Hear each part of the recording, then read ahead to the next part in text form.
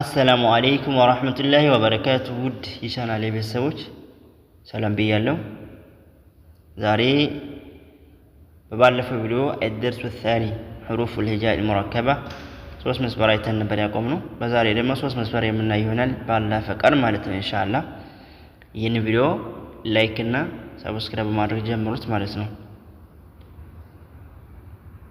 أعوذ بالله من الشيطان الرجيم بسم الله الرحمن الرحيم باء تاء ثاء نون ياء باء ألف نون ألف تاء ألف ياء ألف ثاء ألف باسين ياسين نون سين تاء سين ثاء سين ثاء جيم تاء حاء نون خاء ሶስት መስመር በቂ ነው ማለት ነው። ደግመዋለሁ።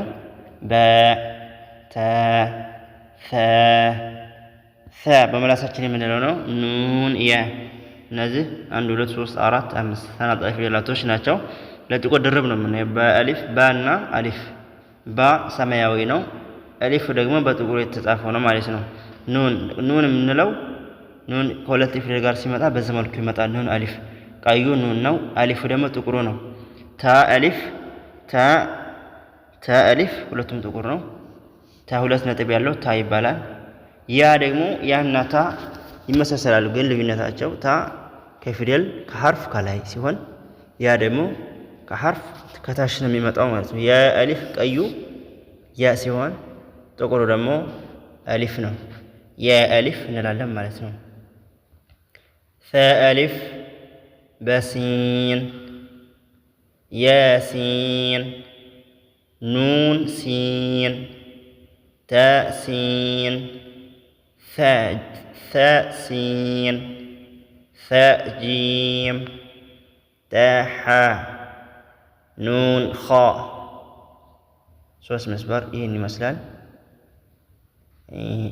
የደጋገማችሁ ልብ ብላችሁ ለመመልከት ሞክሩ። ሁላችሁንም አላህ ያግራላችሁ። ያኒ እውቀትን ለመማር የሚሞክር ሁሉ አላህ ያግራለት። ኢንሻአላህ ሁሉም ይሳካል። ዛሬ እዚህ ላይ ብትሆንም ነገ ደግሞ በሂፍዝ ደረጃ ሁላችንም እንደርስ እንችላለን ማለት ነው።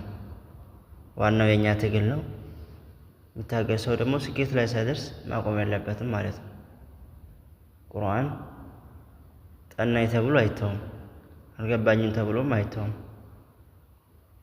ስለዚህ በተደጋጋሚ ማዳመጥ፣ በተደጋጋሚ ለ24 ሰዓት ያክል ትኩረታችንና እናዳምጠው የምንሰማው እሱን ቁርአኑን ብቻ ከሆነ ቁርአኑ እኛን ይገባናል። ነገር ግን የምናዳምጠው የምናየው የምንሰማው ነገር ሌላ ሆኖ ቁርአንን ለማሐፈዝ ለመቅራት ሙከራ ማድረግ በጣም አስቸጋሪ ነው የሚሆነው። ግን ሙሉ ልባችን ቁርአን ላይ ከሆነ ቁርአን የማይገባበት ምክንያት የለም። ቁርአን ይገባል በስነ ስርዓት ማለት ነው። በሌላ በቀጣይ እስከምንገናኝ ሰላም ያቆየን። ወሰላሙ አለይኩም ወራህመቱላሂ ወበረካቱ።